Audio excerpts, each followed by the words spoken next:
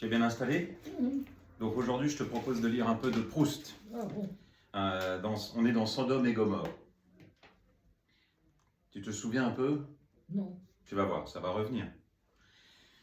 Car Madame Verdurin était persuadée que les hommes vraiment remarquables font 1000 folies, idées fausses, où il y a pourtant quelques vérités. Certes, les folies des gens sont insupportables, mais un déséquilibre qu'on ne découvre qu'à la longue est la conséquence de l'entrée dans un cerveau humain de délicatesses pour lesquelles il n'est pas habituellement fait. En sorte que les étrangetés des gens charmants exaspèrent, mais qu'il n'y a guère de gens charmants qui ne soient par ailleurs étranges. Tenez, je vais pouvoir vous montrer tout de suite ces fleurs, me dit-elle, en voyant que son mari lui faisait signe qu'on pouvait se lever de table. Et elle reprit le bras de M. de Cambremer.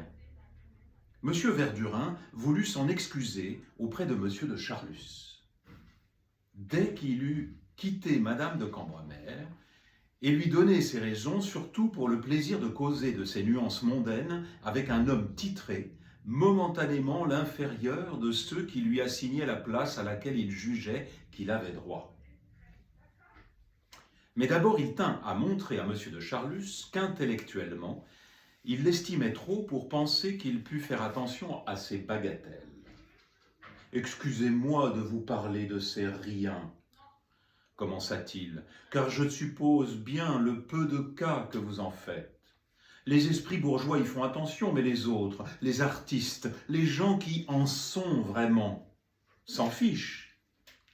Or, dès les premiers mots que nous avons échangés, j'ai compris que vous en étiez. » Et de quoi? De la... Monsieur de Charlus, qui donnait à cette locution un sens fort différent, eut un haut-le-cœur. Après les œillades du docteur, l'injurieuse franchise du patron le suffoquait. « Ne protestez pas, cher monsieur, vous en êtes. C'est clair comme le jour. » Reprit M. Verdurin. « Remarquez que je ne sais pas si vous exercez un art quelconque, mais ce n'est pas nécessaire. Ce n'est pas toujours suffisant. Degrange, qui vient de mourir, jouait parfaitement avec le plus robuste mécanisme, mais n'en était pas.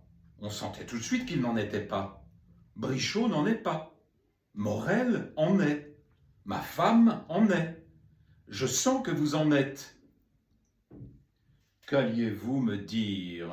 interrompit M. de Charlus, qui commençait à être rassuré sur ce que voulait signifier M.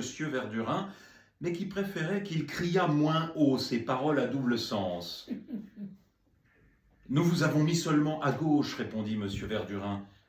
Monsieur de Charlus eut un sourire compréhensif, bonhomme et insolent, et répondit « Mais voyons, cela n'a aucune importance ici. » Et il eut un petit rire qui lui était spécial, un rire qui lui venait probablement de quelque grand-mère bavaroise ou lorraine, qui le tenait elle-même tout identique d'une aïeule, de sorte qu'il sonnait ainsi inchangé depuis pas mal de siècles, dans de vieilles petites cours de l'Europe, et qu'on goûtait sa qualité précieuse comme celle de certains instruments anciens devenus rarissimes.